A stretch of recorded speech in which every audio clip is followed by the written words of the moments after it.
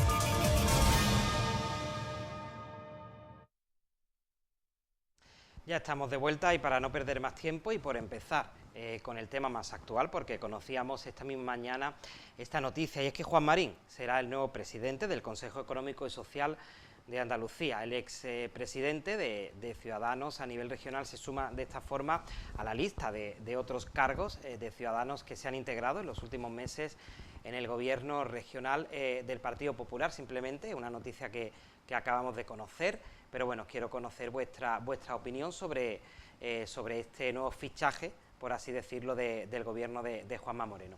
Rosario, adelante, hoy empezamos por este lado. Muy bien, muchas gracias. Bueno, pues a nosotros nos ha sorprendido esta mañana la noticia y bueno, pues a mí no me parece de recibo, ¿no?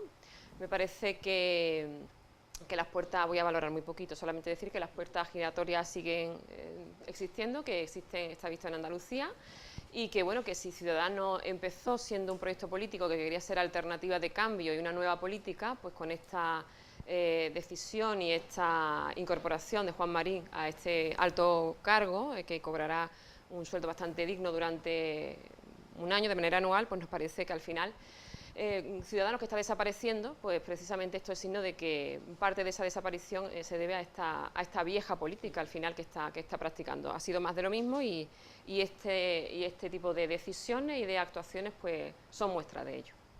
José Enrique, ¿cómo lo ves? Yo voy a ser más breve todavía. Yo ya dije que pasados unos meses volvería a la política y de hecho ya lo han rescatado. Tenemos unos señores que no saben irse a su casa. Cuando el electorado le ha dicho que se marche a su casa, usted se va a su casa y no que nos va a costar alrededor de 5.000 euros mensuales, que es lo que él va a cobrar. 5.000 euros. Yo entiendo que el señor que no ha sido elegido, el señor que... Vamos a terminar ya con las puertas giratorias de todos los partidos y no solamente en Andalucía, Rosario, es a nivel nacional. Y de cualquier clase política y partido político. Ya está bien de que tengamos que soportar que ahora lo coloco aquí, mañana lo coloco allí. No, las puertas giratorias deben determinarse ya. Entre otras cosas porque no tenemos dinero. Maribí, ¿cuál es tu opinión? Bueno, yo creo que el Partido Ciudadano es un partido que, ya lo he dicho aquí algunas veces, está en peligro de extinción, por no decir que prácticamente está ya disuelto, ¿no?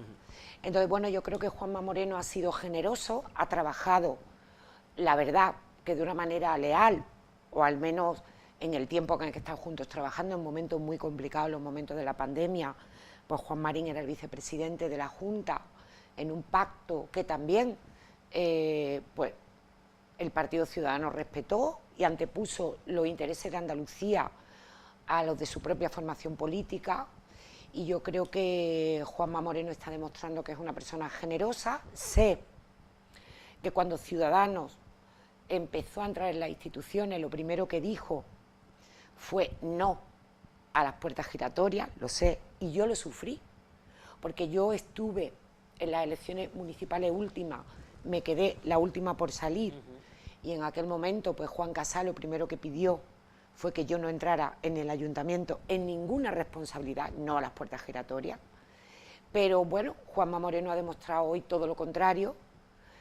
Bueno, ya lo hizo la semana pasada proponiendo a la exconsejera de Asuntos Sociales como miembro del Consejo Audiovisual, propuesta por el Partido Popular, y hoy ha nombrado a Juan Marín, y a mí, pues la verdad es que me parece un acto y un gesto de generosidad por parte del presidente Juanma Moreno, que demuestra así que no es nada sectario, que es generoso y que, bueno, y que sabe cómo trabaja Juan Marín y que puede hacer ahí un buen papel. José Enrique, pedía la palabra. Confundimos el tema sectario con el tema de agradecimiento. Usted cumplió su labor, por eso cobró, por eso se presentó, ha terminado su jornada, se va a echar a su casa. Lo mismo que esta señora que tú has nombrado. Ha recuperado a todos los de Ciudadanos, lo ha ido colocando. No, mire usted, se van a su casa. Que es que es así, que la vida es así, que no hay que darle más vuelta, ni agradecimiento, ni qué bueno eres, no. Yo lo entiendo así, y si estoy equivocado, pido disculpas. Bueno, era una valoración rápida la que os pedía, porque es verdad que conocíamos la noticia hoy, y yo pues agradezco vuestra opinión por un tema que no habéis tenido tampoco mucho tiempo de ver. Otro asunto: el Ayuntamiento va a convocar la comisión de la memoria histórica. Esto viene porque la pasada semana ya la Ley de Memoria Democrática terminó su recorrido parlamentario y fue aprobado de manera definitiva en el Senado. Esto ha avivado el debate que aquí en nuestra ciudad pues la oposición pues venía reclamando mucho tiempo al Ayuntamiento. Ya saben que nuestra ciudad pues tiene todavía avenidas y calles de miembros que pertenecieron al bando franquista, y entre otros asuntos pues esta ley de memoria democrática pues pide que se eliminen todos los nombres de estas calles, de avenidas, de barriadas, en fin. Aquí en Málaga tenemos la barriada de Welling, la avenida Carlos Saya, en fin, hay muchísimos ejemplos. Parece que el Ayuntamiento ya va a convocar esta comisión, y bueno, pues quería saber, por supuesto, también pues vuestra opinión. ¿Qué os parece? Si es el momento de acordarnos de ello. ¿Veis de justicia que realmente estos nombres desaparezcan del callejero de nuestra ciudad? En fin, ¿cómo valoráis el asunto? José Enrique, adelante. Bueno, yo creo que la ley ya ha salido adelante, una ley que yo creo que es totalmente innecesaria, una ley que ha salido con 128 votos a favor, PSOE, la extrema izquierda y los asesinos de Bildu. 103 han votado en contra, incluido el PP, VOX y UPN, y 18 o 19 abstenciones. Es decir, ni los socios suyos de gobierno han votado a favor de esa ley. Esa ley yo creo que es totalmente innecesaria. Ya en el 78 los padres de la Constitución lograron unirnos a todos, olvidar esto, que fuésemos adelante. Se han oído declaraciones que son aberraciones. Eva Granado, PSOE: hasta que no se abran las fosas no se cerrarán la herida. Muchos fueron asesinados ante las tapias de un cementerio en La Cuneta.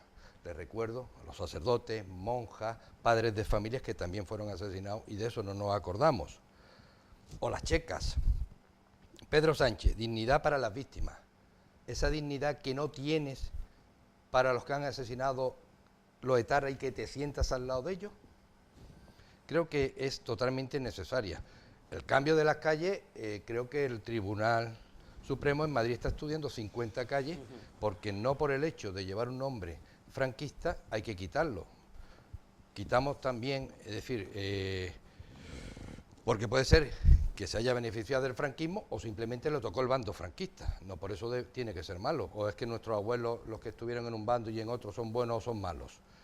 Volvemos a lo de siempre, ¿no? El revanchismo. Están creando una ley a través del BOE, cuando los propios presidentes anteriores, como Felipe González o Alfonso Guerra o el historiador Paine han dicho que era totalmente innecesarias, que están en contra. Vuelvo a repetir, por 19 votos. Ahora tenemos el famoso tema de esta barriada de Laurín el Grande.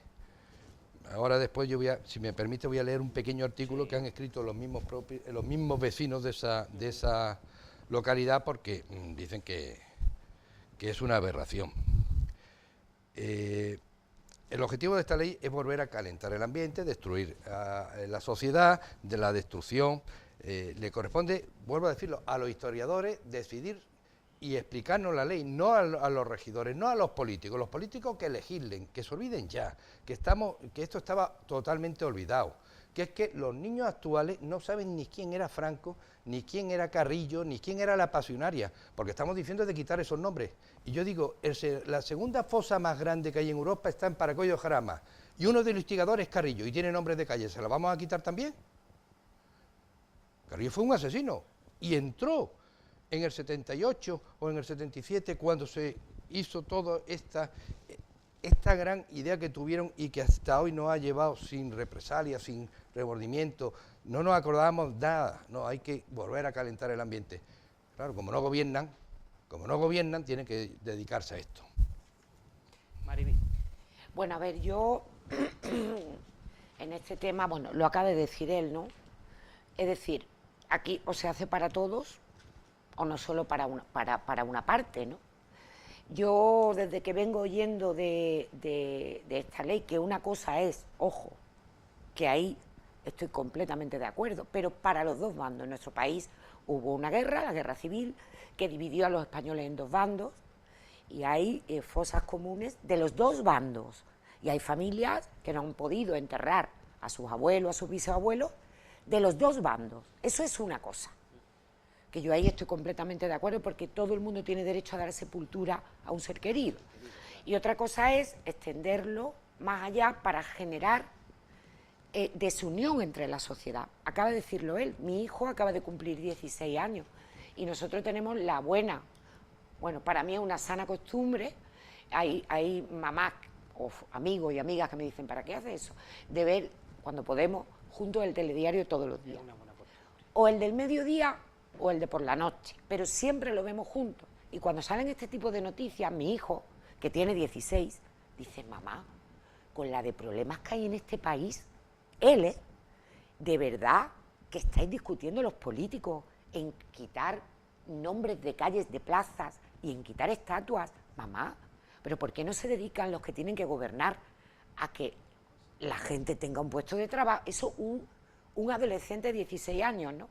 Esto quiere decir que esto forma parte del ideario de determinadas fuerzas políticas que quieren reabrir heridas. Y yo soy partidaria de la concordia y de la unión.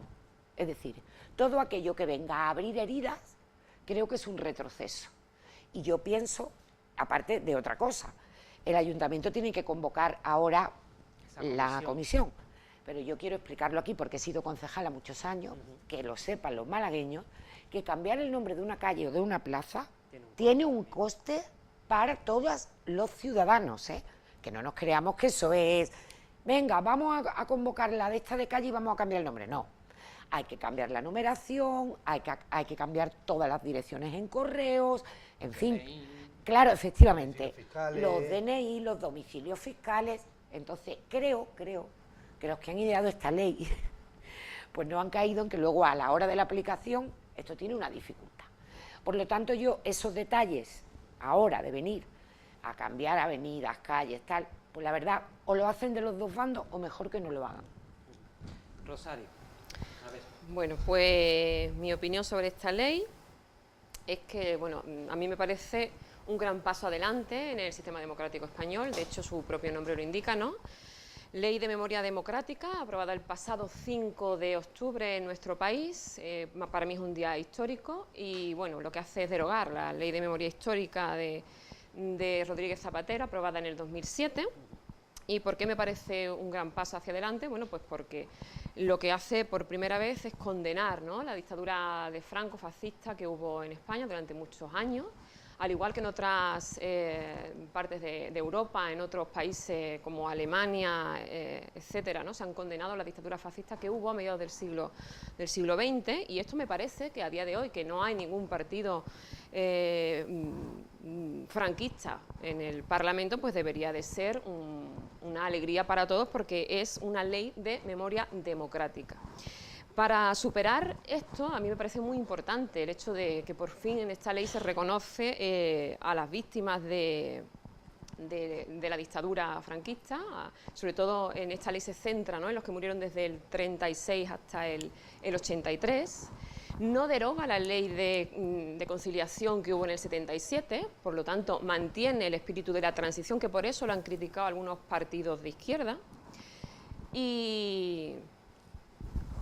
Y bueno, pues entonces a mí me parece positivo en el sentido también de que en esta definición de víctimas, ¿no?, y de cuidar a las víctimas y a los que tienen, sobre todo a las familiares, a las familias que tienen gente todavía sin enterrar, sin desenterrar de las cunetas, pues me parece un gran avance, ¿no? Además, bueno, considera víctimas no solamente a aquellas personas fallecidas, asesinadas, sino también a los colectivos perseguidos durante la dictadura franquista, como por ejemplo los colectivos de LGTBI, o por ejemplo a esas personas que se exiliaron, con el duelo y la tragedia que significa irse y exiliarse de un país por la existencia en su patria de una dictadura. Entonces, a mí me parece un gran avance. Me parece además que, de hecho, lo dice la propia ley, se hace un inventario de ley democrática, y además la ley busca perseguir la violación de los derechos humanos que se produjo en esa época en España, que además es un hecho histórico. A nadie le cabe en la cabeza que, por ejemplo, en Alemania no todas las fuerzas políticas consensúen una ley de memoria democrática y no condenen el nazismo. Pues aquí condenar el franquismo me parece un ejercicio democrático muy sano. Y dentro de esa restitución, ¿no?, a las víctimas, ese genocidio que se produjo aquí, esa búsqueda de los derechos humanos, precisamente Más País presentó enmiendas a esta ley para que se incluyera el hecho de proteger los derechos humanos y perseguir la violación de los derechos humanos, sea cual sea el momento en el que se ha producido en nuestro país. De hecho, la ONU, la Organización de las Naciones Unidas, precisamente en el 48, varios años después de terminar la Segunda Guerra Mundial en Europa, fue la que dictó esa Declaración Universal de los Derechos Humanos, que se estaban violando en muchas partes de Europa y que a día de hoy, desgraciadamente, se siguen violando en muchas partes del mundo. En este sentir democrático, a mí me parece que es justo que se eliminen los nombres de las calles de aquellas personas que participaron en esa dictadura fascista. Es muy sano. Vuelvo a poner el ejemplo de Alemania, ¿no? Es impensable que en Alemania haya calle con nombre de generales o de personas que participaron de la dictadura nazi. Pues aquí lo mismo. Es muy sano, y a mí me parece que todos deberíamos de estar de acuerdo, y todas, en poner a esas calles, y para mí es una buena inversión, el nombre de demócratas. Si queremos olvidar el pasado, pues vamos a poner de demócratas, de gente actual en nuestras calles. Yo propongo siempre, cuando fui concejala en Estepona, nombrar más nombres de mujeres ilustres a nuestras calles, a nuestras plazas, ¿no? Nosotros, además, que hacemos política municipal, conociendo bien el desarrollo, pues es bastante sano. Y además, los nombres de nuestras calles, el ideario, la cultura colectiva es importante porque cala. Yo también conozco a una parte de la juventud muy comprometida o informada sobre la historia y la protección de los derechos humanos, y esa juventud denuncia en ver en las calles nombres de gente que participó. Por ejemplo, pongo el ejemplo de Madrid, que nosotros lo denunciamos desde aquí, desde Málaga, ¿no?, que el alcalde de Madrid había puesto el nombre del crucero Baleares a una de sus plazas, cuando ese crucero fue el que bombardeó a la población civil, mujeres y niños que huían de Málaga durante la desbandada, ¿no? Entonces, a mí me parece lo más lógico. Y también, otra cosa importante de la ley es que suprime esos títulos nobiliarios y grandezas de España a 33 personas, que fueron nombradas por el régimen franquista, que participaron del régimen franquista y, por lo tanto, de la opresión fascista. Y, bueno, pues a mí me parece muy positivo que se vaya a buscar alrededor de unas 114.000 personas desaparecidas, entre ellos y dentro del colectivo que yo decía antes, LGTBI. Recordemos a García Lorca, ¿no?, que sigue desgraciadamente una cuneta, y entonces pues me parece muy positivo y un acto de reparación democrática muy necesario en nuestro país. Bueno, José Enrique quería hablarnos. Era Villafranco del Guadalhorce, sí, creo, ¿no? Pues adelante, José Enrique. Es lo que opinan los vecinos. Es que creo que el artículo no tiene desperdicio, por eso te digo de leerlo. Muchos de los vecinos de Villafranco de Guadalhorce, núcleo de Alhaurín el Grande, llevan el apellido Franco. Y para la mayoría el cambio del nombre de la pedanía que plantea la Ley de Memoria Democrática obedece a cuestiones políticas que le afectarían en su identidad. Nunca hemos sido un pueblo del caudillo. Mi apellido es Franco y no tengo ninguna vinculación con el dictador, ha asegurado a este medio, obvio el medio, que ha explicado que ni los vecinos ni su familia han visto relación política con el nombre. Nunca se nos ha relacionado ni con el caudillo ni con la dictadura. Ha recordado que incluso la zona donde vivían sus abuelos era conocida como el Carril Franco. Y no por el dictador, sino por sus familiares, porque eran muchos, y ha bromeado, ojalá tuviéramos su dinero. Otra vecina, Antonia Franco Villalobos, ha señalado que su apellido viene de su padre y nada tiene que ver con el caudillo, y ha explicado que durante muchos años su abuelo tenía un cortijo que se llamaba el Ventorrillo Franco, y era por el apellido de la familia, no por el dictador. Esta pedanía enclavada en el centro del Valle de Guadalhorce tiene unos 700 habitantes, de los que más de una treintena son francos, apellido de generación a generación. Se conserva y crece con la llegada de nuevos miembros de la familia. Y ahora viene una parte que es bastante interesante, que esta los políticos no hablan de ella. Pide cambiar el nombre de una pedanía de Málaga. Tan agregado está el nombre Franco en la zona que hasta hay un perro que se llama así, su dueño Carlos Rodríguez, porque lo demás, bueno. La presidenta de la Asociación de Villafranco de Guadalhorce, Susana García, que ellos tienen problemas más graves y serios con las carreteras, alumbrado, canalización de agua potable, aguas residuales, el nombre es lo de menos, y eso lo pensamos todos, ha asegurado García, que ha añadido que pese a todo acatará la ley. Otra vecina, Rosy Brescia, también ha criticado que quieran cambiar el nombre y ha pedido que dediquen el dinero a arreglar la pedanía. Hay zonas que hasta necesitamos linternas para no caernos. Y ahora quieren cambiar Villafranco por Villafranca. Podría seguir, siguen hablando, pero lo que quiero dar es, oiga, que la inmensa mayoría lo que quiere es tener su pueblo en condiciones, el alumbrado, el agua, la infraestructura, y que en le ha faltado tiempo a este abogado que no sabía qué pueblo era decir que era porque era Franco. Pues mira, no, como esta, muchas. Es decir, que ese abogado que tan rápido ha ido a decir que hay que cambiarle el nombre, que no es ni de aquí, pues se ha columpiado, como es usual en esta gente que es revanchismo. Bueno, otro asunto, si Mariví ¿quieres algo añadir o avanzamos? Avanzamos con otro asunto, además era el turno de comenzar ahora de Mariví.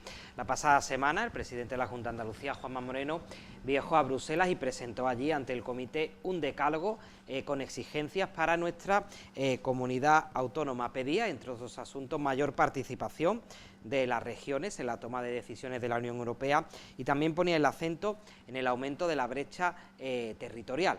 Fue representando evidentemente a nuestra comunidad autónoma, el primer viaje oficial allí desde que fue investido de nuevo presidente. ¿Cómo habéis visto el paso de Juanma Moreno por allí? Mariví, adelante. Bueno, pues yo creo que es muy necesario, no solamente Juanma Moreno, que bueno, en esta ocasión ha sido él el presidente de nuestra comunidad autónoma el que ha estado allí, ha tenido importantes reuniones con importantes digamos, responsables, que son los que finalmente después pues toman las decisiones del reparto de la cantidad de miles de millones de euros que vienen al territorio español y luego el gobierno de España tiene que distribuir, pero evidentemente yo creo que Juanma Moreno ha ido allí a poner en valor, primero, que somos la comunidad autónoma con más población de España. Segundo, cuáles son nuestros principales retos. Y tercero, bueno, creo que es fundamental que la Unión Europea conozcan de primera mano los problemas del territorio. Evidentemente, la visibilidad de Andalucía en Europa, que es la región que está más al sur, y que todavía, pues, evidentemente requerimos y necesitamos, por los determinados niveles que todavía no están, pues como el resto de regiones de otros países de la Unión Europea, pues requiere un esfuerzo importante de Juanma Moreno, del equipo de gobierno, y lo ha demostrado que para él es muy importante cómo se gestionen esos fondos, y creo que es mejor, y animo desde aquí a que lo hagan todos los presidentes de todas las comunidades autónomas. ¿Por qué? Porque luego, cuando llega el dinero a España, el gobierno de España distribuye y a veces, pues la verdad, nos quedamos asombrados de cómo distribuye los fondos, mientras que si directamente van allí los presidentes de comunidades autónomas y plantean los problemas que tenemos en cada territorio, que España tiene diferentes problemas porque somos un país muy grande, pues creo que es, como digo, importante su presencia allí, la participación que ha tenido en los órganos de decisión y sobre todo las reuniones que ha mantenido con personas que después son vitales a la hora de la toma de decisión en el reparto de esos fondos que, ojo, disfrutamos después de ellos todos los ciudadanos y que vienen después también en forma de programa a los ayuntamientos, eso es en cascada, ¿no? Rosario, ¿cómo has visto la visita de Juanma? Bueno, lo primero lógico, ¿no?, es el representante de la comunidad y entonces pues me parece bien que ejerza sus funciones como representante político de Andalucía y vaya a Bruselas a defender a nuestra comunidad y nuestros derechos. Evidentemente lo hace desde su punto de vista político, que discrepa del mío, pero sí podemos, por ejemplo, por hacer la política constructiva de la que yo hablo siempre, ¿no?, valorar positivamente el apoyo de Juanma Moreno al gobierno español también. Ambos se han unido junto con el ministro de Agricultura, Pesca y Alimentación, Luis Planas, ¿no?, para defender a los caladeros en los que van los barcos andaluces principalmente. Ya sabemos que hay muchas familias que viven de esa pesca. Se calcula que se perderá unos 100 millones de euros aproximadamente de ayudas para el sector y de beneficios para el sector si eso finalmente se produce. Yo he sido docente en Barbate, estoy bastante sensibilizada, sobre todo por conocer esas áreas de Andalucía más desfavorecidas, ¿no?, que a las que recurren a la pesca muchas veces o que se dedican al sector pesquero. Entonces, bueno, eso lo valoro como bastante positivo. Ahora, eso sí, lo que yo decía antes, ¿no?, dentro de que la política que defiende el señor Juanma Moreno es diferente a los principios políticos que yo planteo y en los que yo convivo, pues yo me gustaría que el presidente de la Junta de Andalucía pues defendiera valores importantes o inversiones importantes dentro de esos importantes fondos que dedica la Unión Europea a la comunidad, pues para hacer frente a la transición energética sostenible, que Andalucía puede ser un sector puntero, puesto que somos ricos en viento y en sol. Además, es importante que sea la propia Andalucía la que gestione esas fuentes de energía de manera respetuosa con el medio, no con esos megaproyectos que destruyen nuestro medio ambiente, pero sí siendo la directora, ¿no?, del proceso de transición energética en nuestro país. Yo creo que los fondos y la defensa tienen que ir por ahí, en defender a nuestro medio ambiente, en la gestión del agua, que nosotros discrepamos en las prioridades, ¿no?, la protección de espacios patrimoniales de Andalucía, como por ejemplo Doñana, etcétera.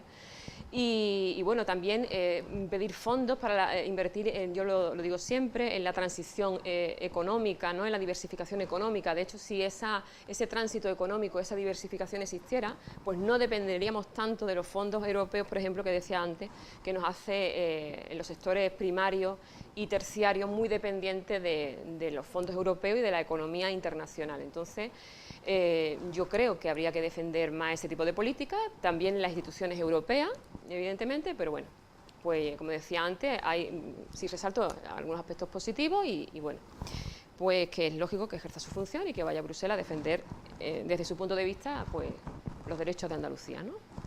A ver la opinión de José Enrique. Bueno, pues yo discrepo con mis compañeras, ¿no? Yo creo que el presidente de la Junta se equivoca. Para eso están los parlamentarios europeos nombrados y son españoles, para defender esos intereses que él ha tenido que ir. En ese decálogo ha ido a hablar de las fronteras exteriores y del Frontex, que llega tarde. A mí me gustaría recordarle al presidente de la Junta que más de una vez se le ha preguntado por la inmigración ilegal y siempre ha dicho que era competencia nacional. Y ahora se va a Bruselas a quejarse sobre este tema. Sabe que no tiene competencia, con lo cual, por mucho que se queje, él no tiene competencia y no sirve para nada. Lo otro, me ha parecido entender que quiere crear una cámara exclusiva para las regiones europeas con capacidad legislativa. Es decir, crear un Senado europeo, pregunto, ¿más gastos? ¿No tenemos suficientes gastos? Yo creo que cada político debe mantenerse donde ha sido nombrado y para lo que ha sido nombrado, no para meterse en camisa once varas. ¿O es que los parlamentarios del PP europeo no defienden Andalucía, los caladeros, la agricultura, etcétera, etcétera? Entonces sobran los parlamentarios europeos y que vayan los presidentes de autonomía. Es un doble gasto, para lo mismo. Algo falla ahí. pero eso sí, lo pagamos los españoles. ¿Queréis añadir algo, Mariví, por tu parte, o Rosario, con respecto? Avanzamos entonces, ¿no? Venga, vamos a hablar también de la Ley de Protección Animal. Se aprobó el pasado mes de agosto, el Consejo de Ministros pues la aprobó además en segunda vuelta esta ley, pero este fin de semana de nuevo se ha vuelto a poner el asunto sobre la mesa. ¿Por qué? Porque esta ley, cuya prioridad, el principal objetivo es condenar sobre todo el maltrato animal y luchar contra el maltrato animal. Ahora la polémica está porque esta ley no incluye a los perros de caza en los animales que están protegidos. Organizaciones animalistas pues han convocado esta concentración que estamos viendo, por ejemplo aquí en Málaga fue en calle Alcazabilla, pues para pedir que esos animales sí estén por supuesto incluidos en esa ley. Denuncian pues las prácticas que se tienen sobre estos animales, por ejemplo, pues cuando ya a lo mejor no sirven para la caza y quedan abandonados, en fin. Ellos piden que en esta ley de protección animal, con la que están de acuerdo, pues sea un poco más extensa y se habla en concreto se abra pues a que los perros de caza estén incluidos. ¿Qué os parece esta ley? Rosario, adelante. Bueno, o esta protesta, mejor dicho. Claro, yo estoy totalmente de acuerdo. Yo, que soy animalista además, creo que está muy bien que el Gobierno, y lo alabamos, todos los colectivos animalistas, que haya aprobado una ley de protección animal. Es un paso adelante estupendo. Pero entonces no se entiende, dentro de esa concepción animalista y de protección de animales, que se deje fuera a los toros, por ejemplo, que es otro debate, y también a los perros de caza, ¿no? Es incomprensible porque, lo que yo decía, una ley de protección animal que además busca el maltrato cero, el sacrificio cero y evitar prácticas de tortura animal, pues haga distinciones entre unos animales y otros. Para nosotros sería un gran avance que esto, si se hiciera, que se protegiera a esos animales, y evidentemente los colectivos de sensibilidad animalista pues no lo entienden. Yo, por ejemplo, puedo incluso entender que otras opciones políticas, donde están personas que tienen otro tipo de sensibilidad, ¿no?, y que vean pues normal la caza o los toros, e incluso, bueno, ahora hablaré de mi concepto de la caza en este sentido, pero que no tengan esa sensibilidad animalista, bueno, pues no vayan a aprobar una ley de protección animal. Pero lo que no se entiende es que el PSOE se oponga a ello. En este caso yo creo que el PSOE lo que hace es un ejercicio de cobardía y no se atreve a enfrentarse a ciertos lobbies que existen económicos sobre este tipo de animales, que hacen negocio con este tipo de prácticas de tortura animal.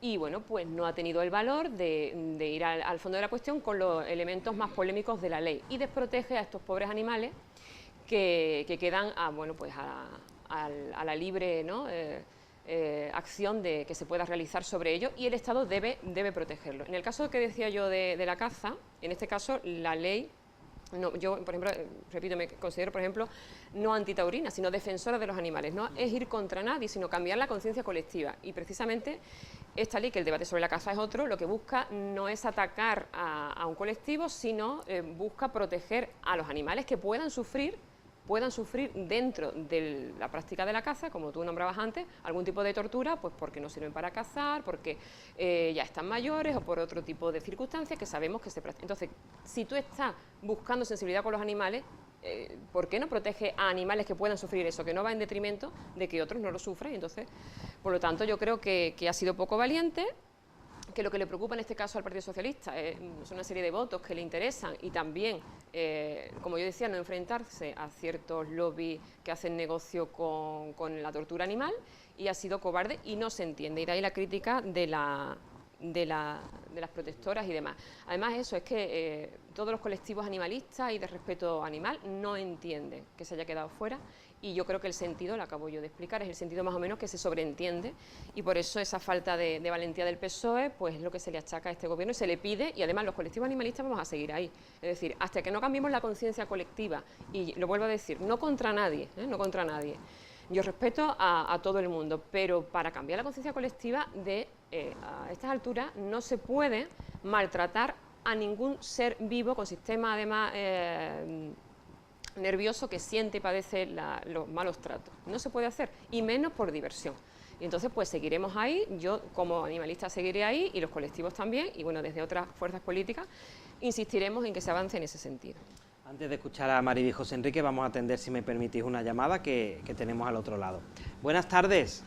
Hola, buenas tardes. Buenas tardes. ¿Cuál es su nombre? Mari Carmen. Mari Carmen, la oímos muy bajito. Si los Sí, compañeros... pues, no sé, Ahora. levanta un poquito más la voz. Ahora, Pues estupendo. nada, Díganos, Mari Carmen. Os doy buenas tardes a todos y quiero decirle a Maribel Romero Sí.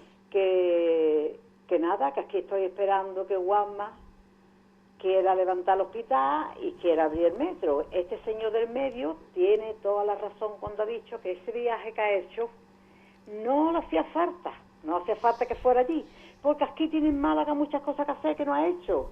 Los 3 primeros años que entró, prometió hacer el hospital. Ya han pasado 3 años y lo que llevamos de este también lo ha prometido. Y este prometió, cuando se presentó, que el metro estaría abierto para la feria de Málaga. Ahí está el metro cerrado. ¿Por qué no lo abren? Que hace mucha falta en Málaga. No hace nada de lo que promete y ahora se va de viaje, a enterarse de los dineros que manda el gobierno y no deja de mandar. Que se preocupe de Málaga y de toda Andalucía.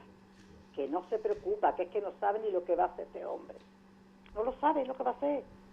Que le ayuda a los malagueños y a todos los andaluces que están pasando mucha hambre, y ese va de vacaciones, ¿no? Ha caído ese viaje allí, ha caído el viaje, si allí no hace falta para nada, ese hombre tiene toda la razón.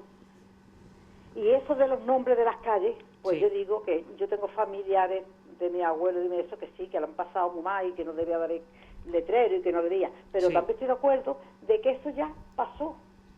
Eso ya pasó, eso porque ponga a las personas en una tumba o en otra, eso no lo va a resucitar. Ese dinero gástalo en personas que le hacen falta más que los letreros en la calle, personas que están en las colas con la cesta esperando que le echen el bocadillo. Eso digo yo, esas cosas son lo que hay que hacer, los nombres que más da, si por eso no va a resucitar, y yo tengo familia muy lejana, pero no lo va a resucitar ya mi familia. Yo quiero mejor que atiendan a las personas que lo necesitan ahora. Y eso es recordarle que termine ese metro, que no hace falta a los malagueños, y que el hospital, que está ahí el terreno, pero él no lo levanta porque no quiere, porque no hace falta en Málaga. Yo me he tenido que hacer un seguro privado sin poder, pues soy una jubilada, pero pido cita, y bueno, ¿para qué vamos a decir que pido cita? Que hace falta otro hospital y hace falta más médicos, porque mire usted, aquí en Málaga hay muy buenos médicos, lo que no es que faltan. Es que un médico no puede atender a 80 personas, ni a 90 ni a 100. Hace falta más y más. Lo mismo que con los profesores.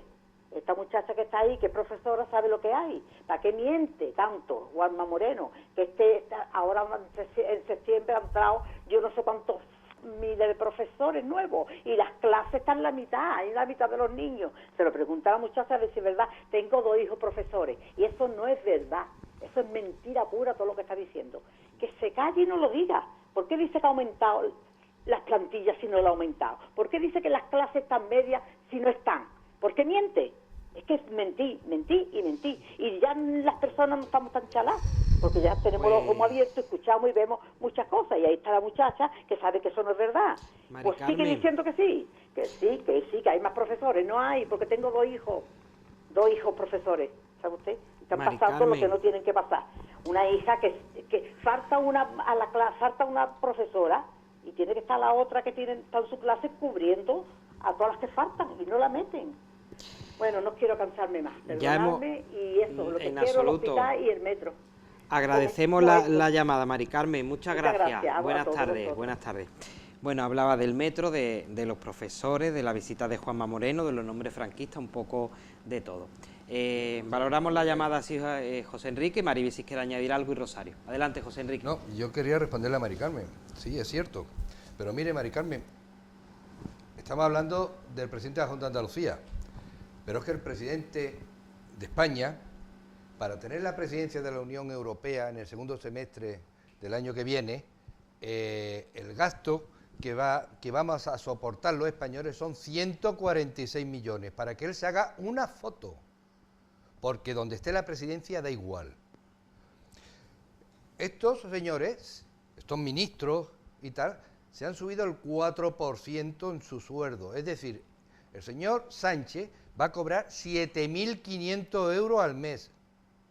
Con ese dinero se pueden hacer muchas cosas. Con el dinero de la presidencia de la Unión Europea todavía más. Pero es más, usted ha hablado de los profesores. Sí. el presupuesto general del Estado para los profesores en el año 2022 se destinaron 210 millones. ¿Sabes cuánto destina para el 2023? 1.800.000, es decir, menos. Para la formación profesional, que está en auge y tanto se necesita en España, en el 22 el Gobierno destinó 618, para el 23 584, menos. Y podía seguir dándole datos del presupuesto de educación donde está recortando, y es el futuro de España, la educación de nuestros hijos. Pero eso sí, incrementa también la radiotelevisión, es decir, que es que si hablamos de Juanma Moreno hay que hablar de todos. La radiotelevisión española, que no sirve para nada, nada más que para ser un foco de político y donde se venden los políticos que estén en ese momento, en el 22 fueron 443 millones. En el 23 prevén incrementarlo 10,5% y no sirve para nada. O el CIF, que hoy hemos vuelto a tener la encuesta, que no sirve para nada porque no acierta ninguna, pues también lo ha incrementado. Es decir, que por un lado o por otro hay un despilfarro que pagamos los españolitos de a pie. Y eso no es ni Juanma Moreno ni es Sánchez, se lo estamos permitiendo los españoles. Hablando de sanidad, se me ha olvidado, hoy he leído yo algo del Hospital Pascual que creo que va a incorporar también unos servicios. Es que al decirlo Mari Carmen se me ha venido a la cabeza. Adelante, Mariví. Sí, bueno, yo decirle a Mari Carmen primero que Juanma Moreno no es ningún mentiroso, que tenga respeto a las personas. Yo sé que a ella no le gusta Juanma Moreno, lo demuestra cada vez que llama al programa, pero que no lo insulte. El tercer hospital está proyectado. El Partido Socialista, Mari Carmen, al que tú tanto defiendes, lo prometió durante 25 años, no hizo absolutamente nada. El tercer hospital se va a hacer en Málaga. Yo ya tengo tu teléfono porque te voy a invitar a la inauguración y voy a ir de tu mano a la inauguración y te voy a presentar a Juanma Moreno para que tú veas que no es ningún mentiroso. Y el metro, que es verdad que se dijo una fecha para la Feria de Málaga, no se pudo abrir porque los informes de seguridad y salud de los técnicos de seguridad y salud desaconsejaron abrir todavía. Entonces, como usted comprenderá, no se va a abrir una obra que encima es subterránea, el metro es subterráneo, usted misma ha dicho que es una cosa súper necesaria para Málaga, ¿no? Pero es una obra muy compleja.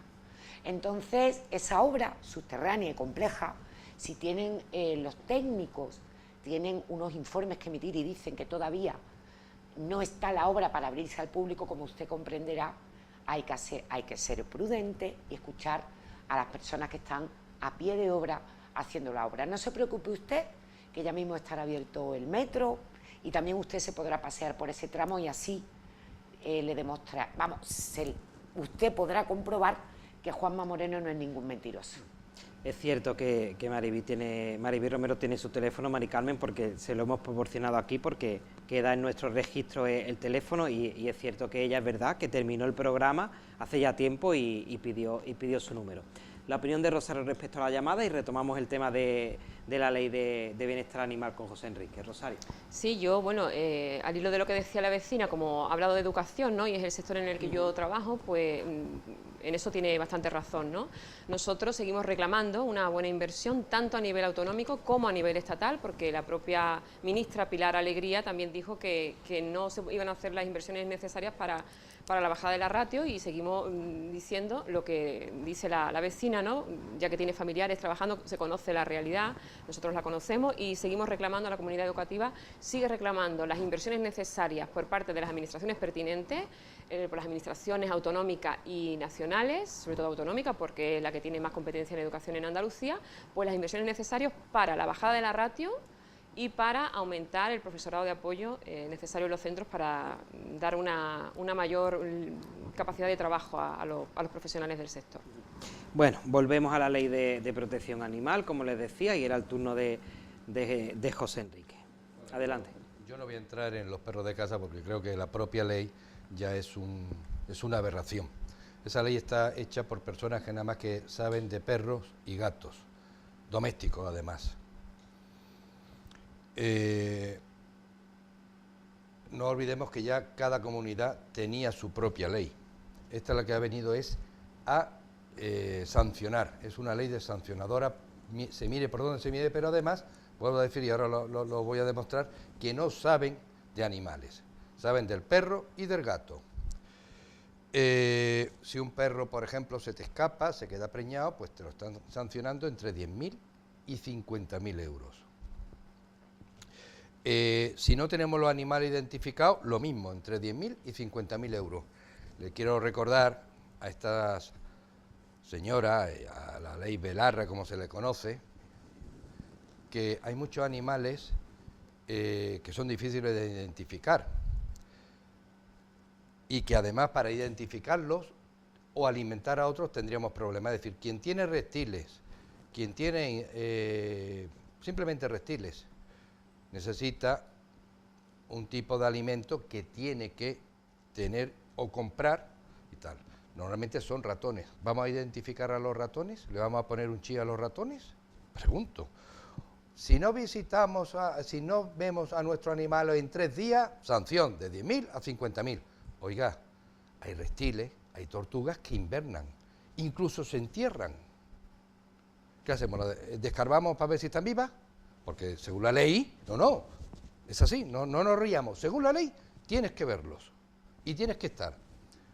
Te habla de que los perros no pueden estar más de un día solos. Y usted, vuelvo a decir, está hecha por personas que viven en piso y que tienen perros en piso. Hay cantidad de fincas que los perros son los reyes de esa finca y tienen sus comederos automáticos, sus bebederos automáticos, y lo único que hacen es vigilar la finca. Escarban, y perdónenme la expresión, y mean donde quieren, y son felices. Si no voy a verlo, ¿me va a sancionar usted con 50.000 euros porque no he ido a ver a mi perro en un día? Es que por donde se mire la ley es absurdo. Es decir, un chavea que empieza con los gusanos de seda, ¿le vamos a quitar esa afición?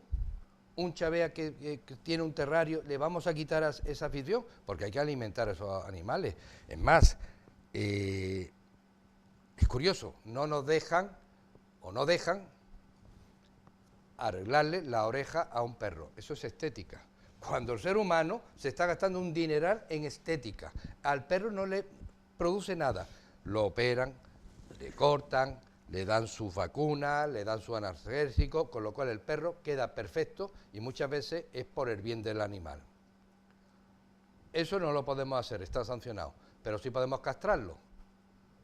El que sabe de animales sabe que cuando castra a un animal le cambia el metabolismo, le cambia la conducta. De hecho, ¿cuántas veces, aunque no se sepa de animales, se ha dicho ese caballo está castrado porque no había quien se subiese en él? Eso sí lo podemos hacer. Y todavía en un macho es fácil, pero en una hembra hay que abrirla. Literal, porque los ovarios son internos. Es una operación de riesgo. No puedo cortarle la oreja, que es estética, pero sí a mi hija y a mi perro no. Es una incongruencia. Es que es una incongruencia. Las tiendas de mascotas ya no pueden vender ni perro ni gato y habla de hurones.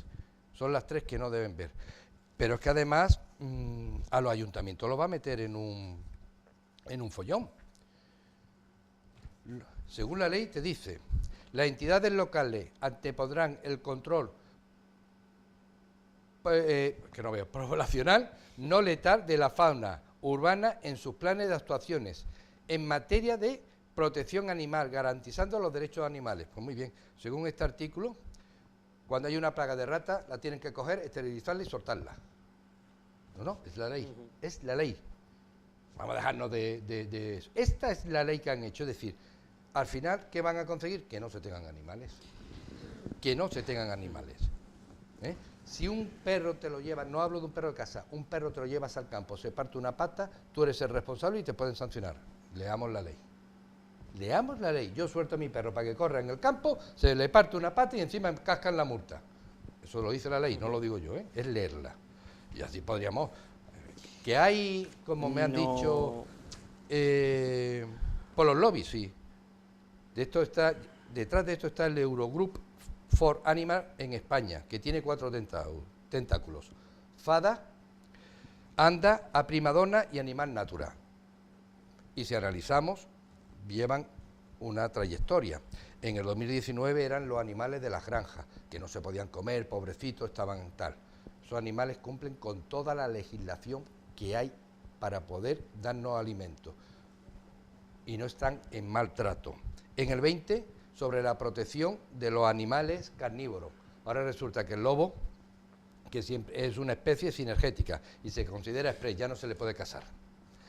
En el 2021 le ha tocado a los animales de los circos y en el 2022 lo que están intentando ahora son los animales que se hacen experimentos. Es decir, pues, mire usted, yo prefiero que lo hagan con un animal y no conmigo. No puede estar más en contra, desde luego, de esta ley con los ejemplos. Absurda, que ya estaba legislada por el turno de Mariví. Sí, adelante, Mariví.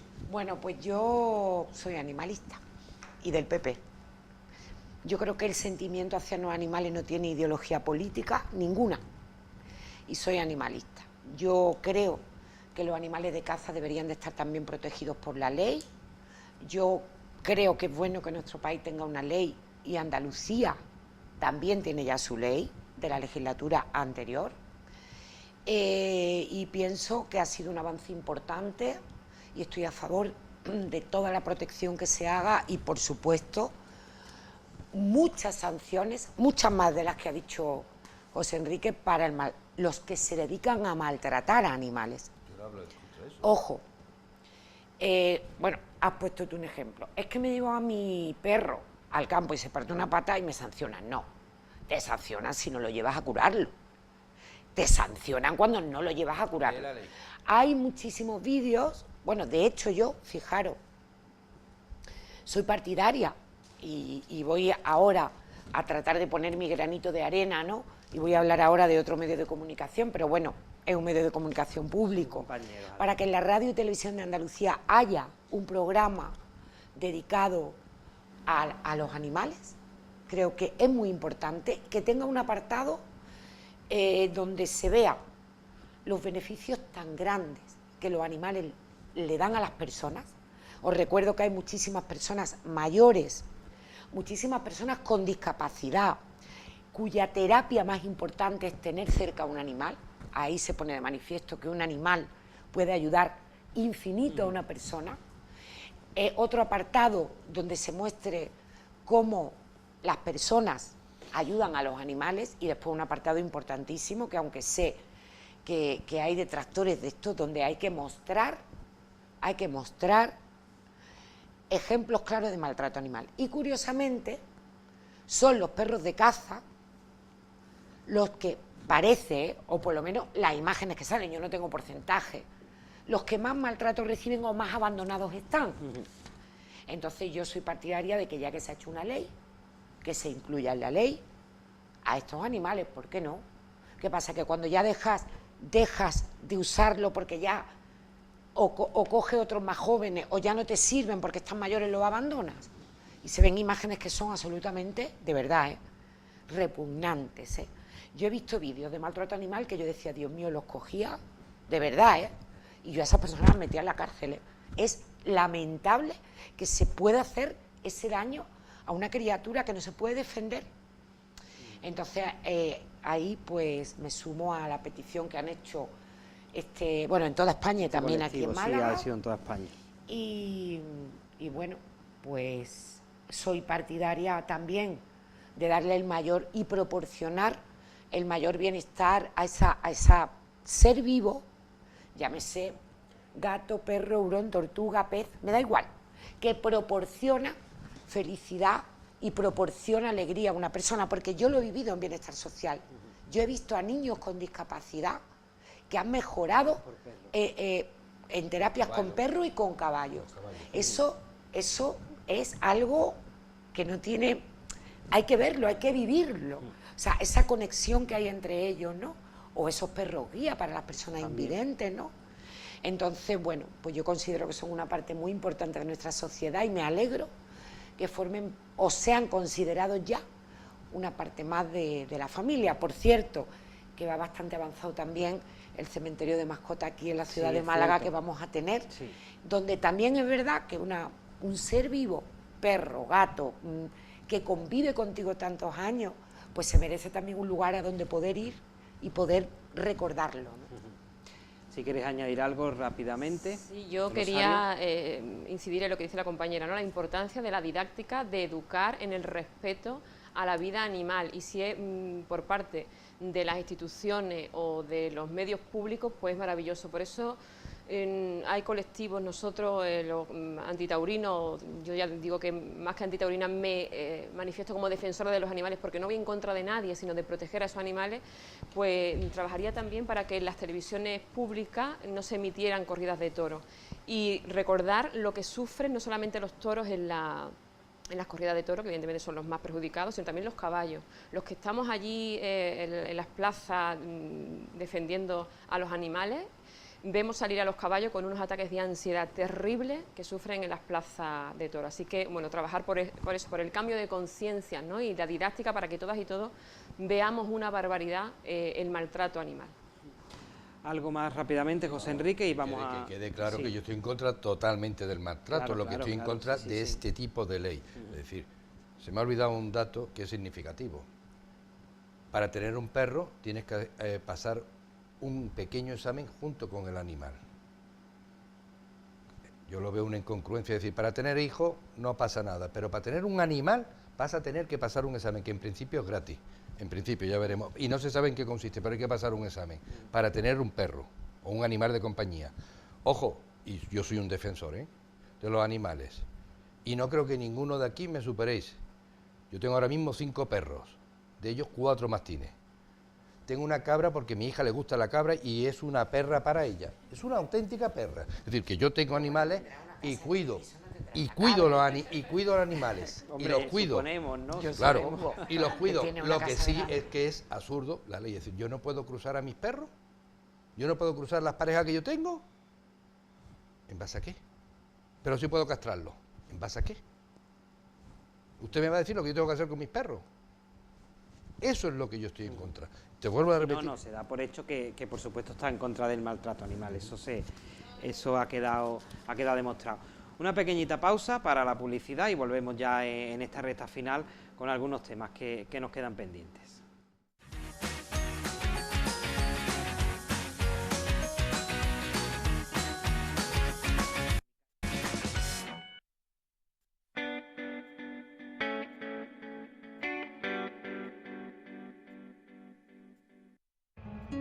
En la Sierra de las Nieves, a tan solo 15 kilómetros de Marbella y 30 de Málaga, rodeada de naturaleza y coronada por su castillo, se encuentra la Villa de Monda. Recorre su cuidado y pintoresco casco urbano, donde podrás conocer la iglesia de Santiago Apóstol, el monumento del Calvario, la casa museo Marigloria, el lavadero de la Jaula, sus fuentes. Alójate en sus casas rurales o en su imponente castillo convertido en hotel. Degusta su tradicional repostería y no te marches sin probar su exquisita y típica sopa mondeña. Ven a Monda, tu paraíso natural más cercano.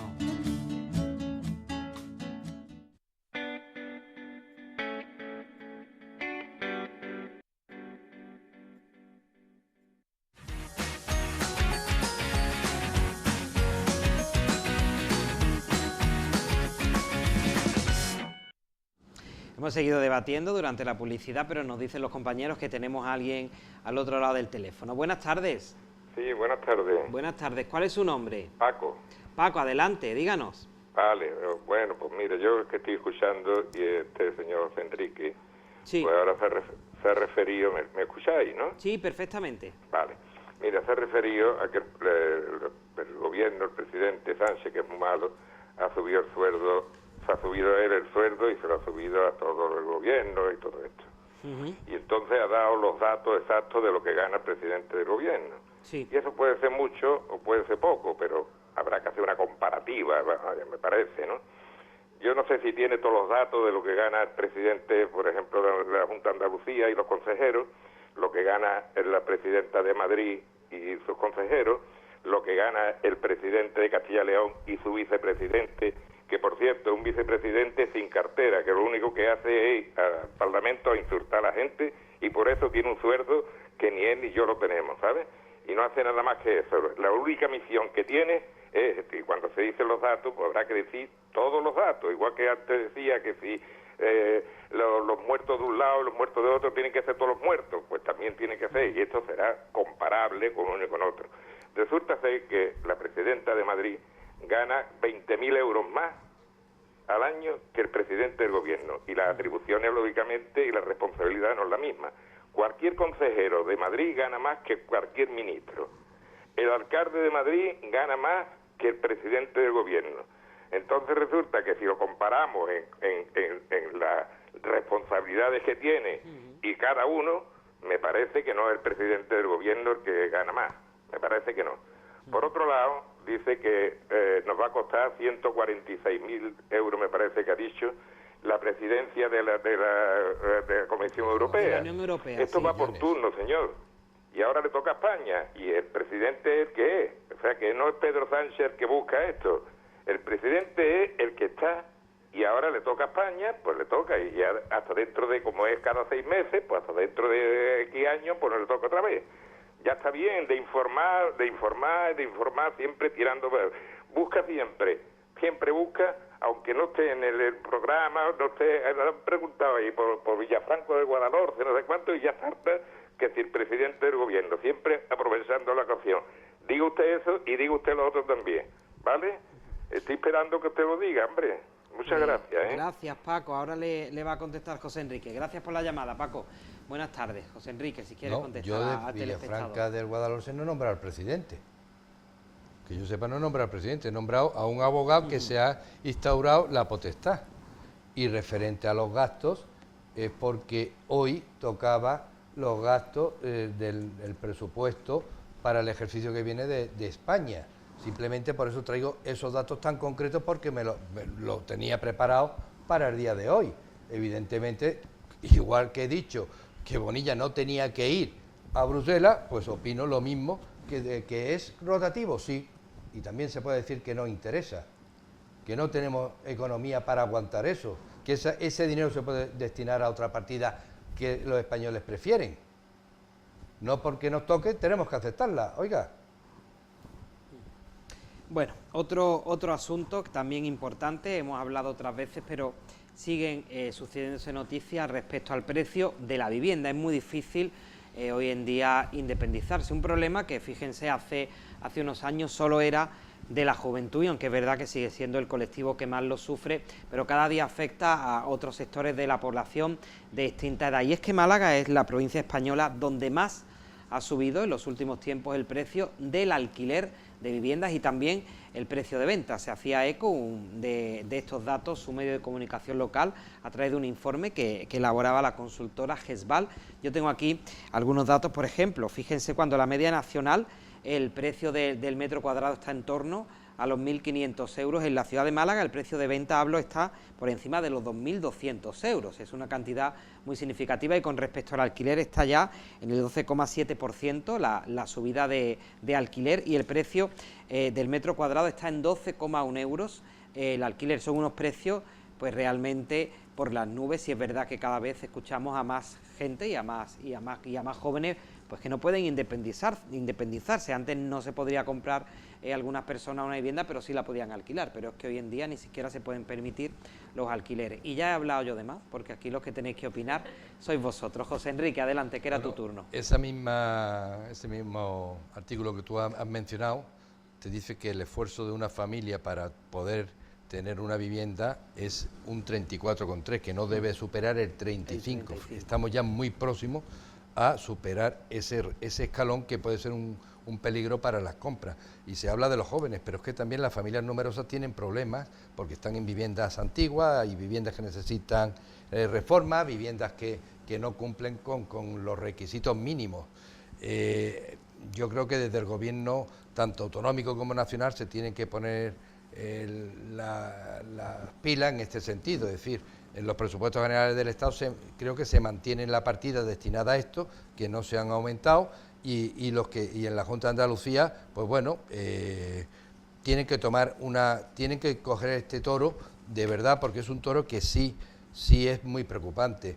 En concreto, hay un partido político que te dice que todo suelo apto para ser urbanizado, que no se deba estar necesariamente protegido por motivos de interés público, que lo liberen porque habrá más suelo y bajará el metro cuadrado.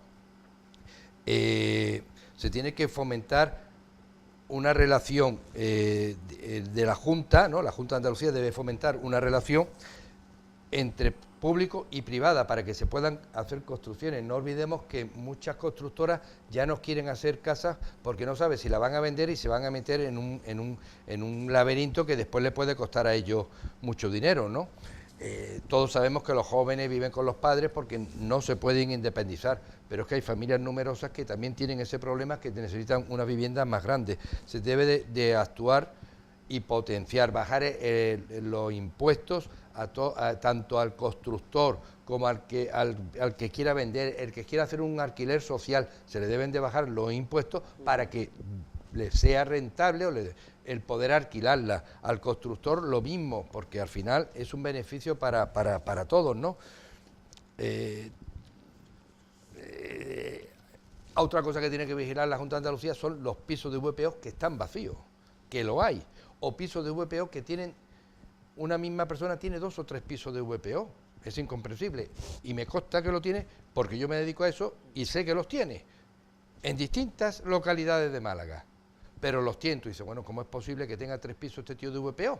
Y los tiene a su nombre. Es decir, eso sí lo tienen que vigilar, lo mismo que deben de vigilar el que cuiden esas viviendas.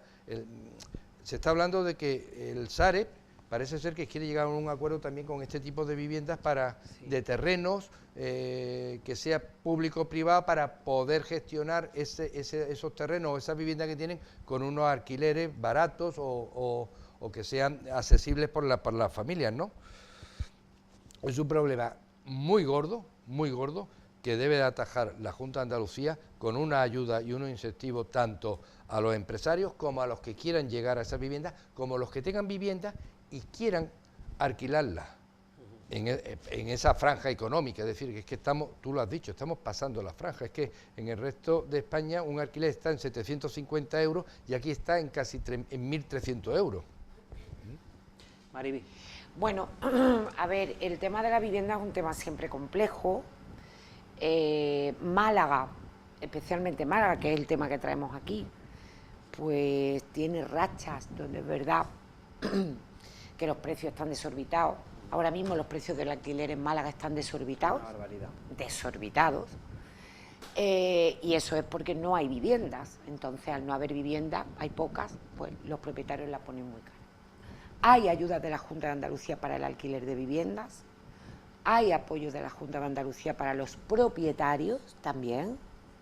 Eso existe, esos programas existen y se fomentan y están usándolo los propietarios. También hay ayudas al alquiler para jóvenes y personas que acceden por primera vez y se quieren independizar. Esas ayudas, todas esas ayudas existen. Y también hay una acción que hace el Ayuntamiento desde el Instituto Municipal de la Vivienda para fomentar las VPO, que es verdad lo que ha dicho el compañero. Hay en este momento VPOs que en su momento se hicieron, y cuando ha llegado la hora de que esas personas tengan que comprar, porque una VPO tú la compras, lo que pasa es que a un precio mucho más bajo, con una hipoteca bajísima.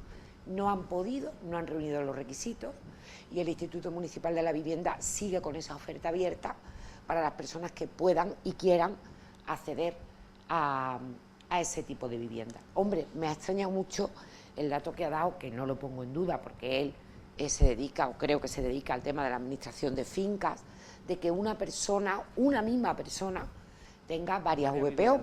Lo que digo porque yo he sido concejala de vivienda, y una vez que tú solicitas una VPO, quedas completamente invalidado para pedirla. Pero tu mujer no. Bueno, pensaba que era la misma. Tu mujer no, es decir, hacemos la trampa. Pero pensaba que era la misma persona. Que no se vigila, que es a lo que voy. Pensaba que era la misma persona. No, la misma persona no se puede. Pero si la mujer o el hijo, tú estás diciendo, pero bueno, si viven los tres juntos en tal, y ya tiene. Es decir, pues que se hace la trampa. Eso sí que estoy a favor de perseguirlo. De regularlo y de perseguirlo, porque una misma unidad familiar no puede haber. O deshabitadas, que la hay. En centro. No, deshabitadas. Vendida y deshabitada. Que no la han ocupado. Que no la han ocupado. Pues eso sí que hay que vigilarlo mucho más, porque hay muchas familias que están esperando una vivienda, claro, y familias que necesitan una vivienda, ¿no?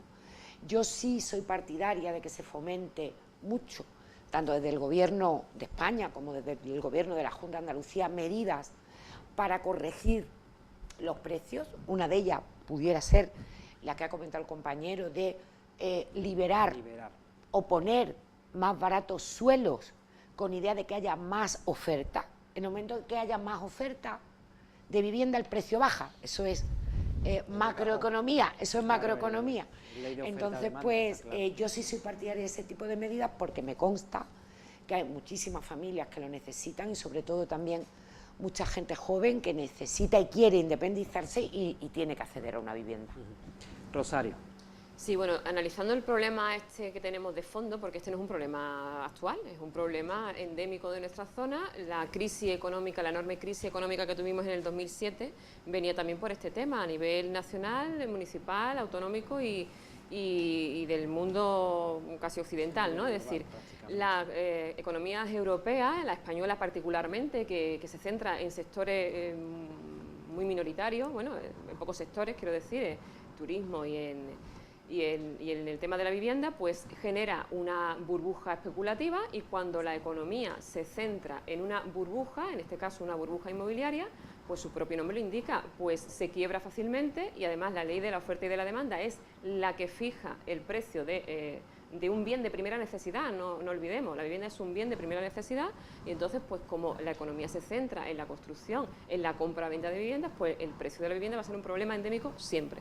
Por eso es lo que yo decía antes, hay que fomentar una construcción, proteger al sector de la construcción, pero de una manera sostenible y apostando también por otro tipo de alternativas económicas en nuestra región. El precio en Málaga, en el área metropolitana, se encarece un 10%. También las de segunda mano, no solamente los alquileres, también las de segunda mano también. La de los alquileres se incrementa un 17%, y en la Costa del Sol, donde yo vivo, llega a un incremento de un 20%. Además, esto choca también en un periodo de recesión económica en el que el Euribor está bajando y también sube la inflación, pero no está subiendo, perdón. Sí, perdón. Y también la inflación, los dos están subiendo, entonces pues choca un poco con es decir, esto no va a traducirse en una mayor facilidad del acceso de la vivienda de cualquier ciudadana y ciudadano. Antes, lo que decíamos, comentaban también los compañeros, ¿no? Antes la solución era pues vámonos al alquiler, pero como la vivienda de comprar y vender pues tiene esta problemática, hay un gran sector de la población a la que se le aconsejó explícitamente incluso, no vamos a apostar por el alquiler, porque en otras partes de Europa que son más modernos pues apuestan por este sistema de adquisición de vivienda. Pues al final la especulación de la que yo hablaba antes también lleva a inflar el precio del alquiler. Para mí la solución no es centralizarnos en perseguir o criminalizar a los que tienen vivienda VPO. Al contrario, lo que hay que hacer es facilitar más vivienda VPO y más parque de vivienda por parte de las instituciones municipales y por medio de la gestión económica general, ¿no? Y entonces, bueno, pues si hacemos un urbanismo sostenible y si apostamos por la protección de este sector y de los colectivos más vulnerables que tienen más dificultad, los jóvenes que también se han nombrado aquí. Y también yo, por ejemplo, nombraría a un tipo de familias que muchas veces se nos olvida. Nosotros estos días hemos mantenido reuniones con el colectivo de las familias monomarentales y monoparentales, que hay muchas en Andalucía, y aparte que tienen pocas ayudas, becas, etcétera, públicas, pues el acceso a la vivienda de este tipo de familias y de otros colectivos más desfavorecidos es bastante difícil. Entonces las instituciones tienen que ponerse manos a la obra, nunca mejor dicho, en este sector, y dar alternativas. Yo nombraba antes algunas de las soluciones que nosotros proponemos, y también pedirle un esfuerzo a los bancos. Los bancos, recordemos que fueron rescatados con dinero público estatal hace muchos años, y es hora de que ellos también arrimen el hombro con medidas. Yo alguna he escuchado que quieren hacer algún tipo de medida. Bueno, pues estaremos pendientes para que a partir del sector bancario también se tomen las medidas oportunas para que la vivienda, recordemos que es un bien de primera necesidad, no sea una gran tragedia para toda la ciudadanía, en vez de ser pues un bien asequible para lo que es para vivir, primera necesidad. Quedan ya pocos minutos y vamos a terminar el programa igual que lo hacíamos el mes pasado con el tema del alumbrado navideño. Recordamos que ese mismo día, además Maribí nos lo apuntaba, conocíamos la noticia de que la Junta de Andalucía pues recomendaba a los ayuntamientos adelantar el inicio del alumbrado navideño.